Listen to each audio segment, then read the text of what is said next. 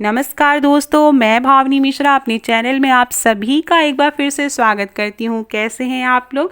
आप सभी को हरितालिका तीज व्रत की बहुत बहुत शुभकामनाएं।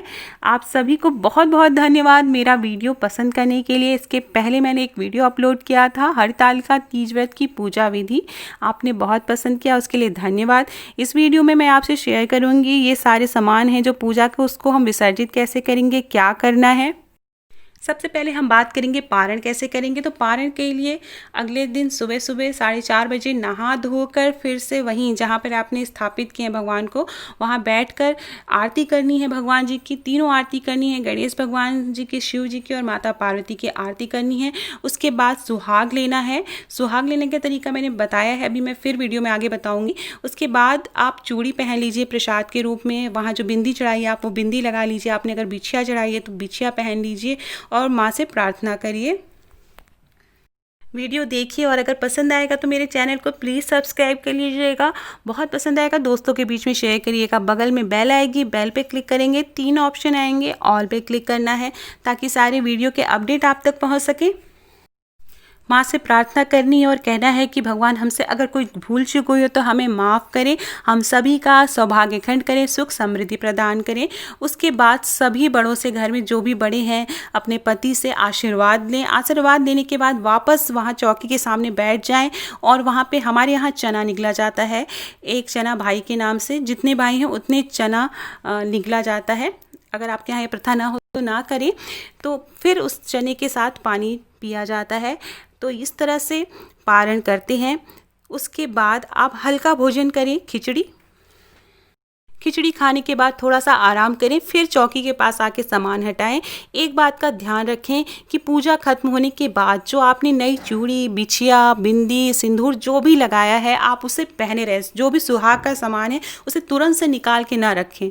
आप कम से कम 2-3 दिन तक उसको पहने रह गए, इस बात का ज़रूर ध्यान दें। सुहाग की कोई भी नई चीज़ें पहनते हैं और स्पेशली जब पूजा करते हैं, हम बड़ा अनुष्ठान करते हैं, तो उन चीज़ों को तुरंत से निकाल के नहीं फेंकना चाहिए। तो इस बात का हमें विशेष ध्यान देना है। उसके बाद आप यहाँ से चौकी से सामान हटाना शुरू करेंगे, वो मैं बताती हूँ।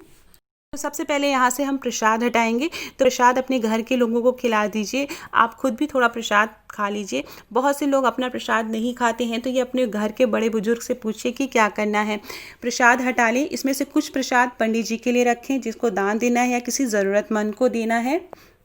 तो जो भी आपने फल फूल चढ़ाए हैं तो उसको निकाल के अलग रख देंगे। कुछ प्रसाद जैसा कि मैंने बताया घर के लोगों को बांट देंगे, कुछ हम दान दे देंगे। दान का भी विशेष महत्व है। आप कोई भी पूजा या व्रत रहते हैं तो दान ज़रूर करना चाहिए। किसी ब्राह्मण को दान करने का रिवाज है, लेकिन आप किसी ज़रूरतमंद को भी दान दे सकते हैं। तो उसके बाद हम थोड़े से चौकी हिला देंगे। चौकी हिलाने का मतलब होता है कि अब पूजा समाप्त हो चुकी है और यहाँ का अनुष्ठान खत्म हो गया है, तो हम थोड़ा सा चौकी हिलाएंगे। उसके बाद यहाँ से एक एक करके सामान हटाएंगे। पंडित जी को दान करते समय आप एक बात का और ध्यान दें कि ये सारे फल फूल के अलावा सीधा निकालें। सीधा का मतलब होता है किसी पंडित जी को एक दिन का खाना देना होता है। दाल, चावल, आटा, हल्दी, नमक और सब्जियाँ कुछ, ये दान देनी चाहिए। श्रृंगार का सामान हटाएंगे एक एक करके। तो पूरा श्रृंगार का सामान हटा लेना है। इसमें से कुछ प्रसाद के रूप में अपने पास रखना है, कुछ सुहागिन, किसी भी सुहागिन को आप दे सकते हैं, पंडिताइन को दे सकते हैं। तो ये सारी चीज़ें हटा लेनी है। और इसको जैसे कि मैंने बताया, किसी भी सुहागिन को आप दे सकते हैं, अपनी ननद को दे सकते हैं, कोई बड़ा बुजुर्ग है वो दे सकते हैं। बहुत से लोग अपनी सास को देते हैं बायना के रूप में। तो वो आप पे डिपेंड करता है कि आप सुहाग का सामान किसे देते हैं। जैसा कि मैंने बताया, बिंदी और चूड़ी कुछ प्रसाद के रूप में अपने पास भी रख लेनी चाहिए और पूजा खत्म होने पर पहन भी लेना चाहिए। तो इस बात का ध्यान देना है। और ये सारी चीज़ें आप ब्राह्मण को भी दान दे सकते हैं, पंडिताइन को दान दे सकते हैं। उसके बाद हम कलश हटाएंगे और जो हमने मूर्ति बनाई थी वो विसर्जित करेंगे। तो उसकी विधि मैं बताने जा रही हूँ। इसी तरह से जो आपने वस्त्र पहनाया है भगवान को, या अंगोछा पहनाया है, या साड़ी चढ़ाई है, तो वो भी किसी को दान दे देनी चाहिए। या तो पंडित जी को दान दे दें, पंडिताइन को दान दे दें, या फिर आप किसी सुहागिन महिला को दान दे दें, या किसी ज़रूरतमंद को भी आप दे सकते हैं। जो कि सुहागिन हो आप उसे भी दान दे सकते हैं। उसके बाद जो फूल माला है, जो मूर्ति है, उसको एक जगह रखेंगे और इसे गंगा जी में विसर्जित किया जाता है। जैसे मिट्टी की मूर्ति है तो गंगा जी में विसर्जित कर सकते हैं। तो अगर आप ऐसी जगह रह रहे हैं जहाँ आसपास गंगा जी नहीं है, कोई नदी भी नहीं है, आप नदी में भी विसर्जित कर सकते हैं। तो आप अपने घर में ही इसको कहीं साफ सुथरी जगह आप रख दें जहाँ पर पेड़ पौधे लगे हुए हैं। आप अगर फ्लैट सिस्टम में रहते हैं तो आपके पास कोई गमला है, आप वहाँ पे रख सकते हैं, लेकिन ध्यान दीजिए कि जहाँ तुलसी जी का गमला है वहाँ पे न डालें, किसी और गमले में डालें। तो जो मूर्ति थी उसको पानी, हमने जल चढ़ाया हुआ है तो मूर्ति जो है एक तरह से विलीन हो गई है, तो उसको आप कहीं पर भी रख सकते हैं। इसी तरह जो हमने कलश स्थापना की थी उसमें जो आम के पत्ते हैं तो वो सारी चीज़ें एक जगह कर लेंगे। जैसे कि फूल है, माला है, आम की पत्ती है, आपने अगर पान चढ़ाया है तो वो पंडित जी को दान दे सकते हैं। और इस जो कलश में जो जल है उस जल को भी हमें किसी पेड़ पौधे में डाल देना है, तुलसी जी में नहीं डालना है, क्योंकि हमने शिव जी की पूजा करी है तो वहाँ पे तुलसी जी में हम अर्पित नहीं करेंगे जल, आप किसी पेड़ पौधे में डाल देंगे। और इसी तरह ये चावल एकत्रित कर लेंगे, इसको आप दान दे सकते हैं या चिड़ियों को डाल सकते हैं। किसी भी पूजा में पारण, विसर्जन और दान का विशेष महत्व होता है, तो दान जरूर देना चाहिए। लेकिन आज आपके आसपास कहीं कोई पंडित जी नहीं है, आप दान नहीं दे पा रहे हैं या कोई ज़रूरतमंद भी नहीं दिख रहा है, तो आप एक अमाउंट पैसे का निकाल दीजिए। ऐसे जब आप सीधा निकालते हैं तो वहाँ पे भी 11, 21, 101, 51 जो भी इच्छा है आप उसको दान में ज़रूर निकालिए। अगर आप सीधा नहीं भी निकाल पा रहे हैं तो भी आप क्या करिए, कुछ एक अमाउंट निकाल दीजिए, क्योंकि ज़रूरी नहीं है कि पंडित जी मिल पाएँ। तो पंडित जी नहीं मिल पा रहे हैं तो आप एक अमाउंट निकाल दीजिए और वो जब भी आप कहीं मंदिर में जाएं वहाँ दान दे दें या किसी ज़रूरतमंद को दान दे दीजिए। सारी चीज़ें मैंने हटा ली हैं कि करके। अब जो फ़ोटो मैंने स्थापित की थी वो मेरे मंदिर की फ़ोटो थी तो वहाँ रख देंगे।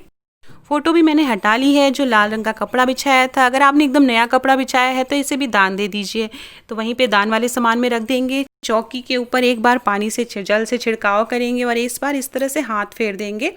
तो इसका मतलब होता है कि अब पूजा समाप्त हो गई है। यहाँ से जितने भी देवी देवता आए थे वो अपनी जगह वापस जाएं और यहाँ पे इस तरह से प्रणाम करेंगे और क्षमा प्रार्थना करेंगे। तो बहुत से लोगों ने पूछा था कि मूर्ति का क्या करें, तो जो कच्ची मिट्टी की मूर्तियां हैं उनको विसर्जित करना है, और जो अगर आप पक्की मिट्टी की मूर्तियां लाते हैं तो आप उसको मंदिर में भी स्थापित कर सकते हैं। फ़ोटो आपने मंदिर से उठा के रखी है तो वहीं पे वापस विराजमान कर देंगे। तो जो जल था जिसमें हमने कलश स्थापना की थी तो उस जल को हम किसी भी पेड़ पौधों में डाल देंगे। इस बात का ध्यान रखना है कि तुलसी जी में नहीं डालेंगे, इस बात का विशेष ध्यान रखना है। अब जो फूल माला थी या जो आम के पल्लव थे उन सबको हम यहाँ पे एक तरह से, आप कहीं पे मिट्टी पे इस तरह से गड्ढा खोद के वहाँ पे हम विसर्जित कर देंगे। जो मूर्ति थी उसको भी हम पानी में घर में भी विसर्जित कर सकते हैं। एक बड़े बर्तन में पानी लेंगे और मूर्ति को वहाँ विसर्जित कर देंगे, और वो जो पानी है वो आप किसी पेड़ पौधे में या साफ जगह पे डाल देंगे। या फिर आप मूर्ति को, अगर आप गंगा जी में विसर्जित नहीं कर पा रहे हैं, किसी नदी में विसर्जित नहीं कर पा रहे हैं, तो आप किसी साफ़ सुथरी जगह रख दीजिए। आपके घर में अगर आप फ्लैट में रहते हैं तो आपका कोई गमला होगा वहाँ पर रख दीजिए संभाल कर।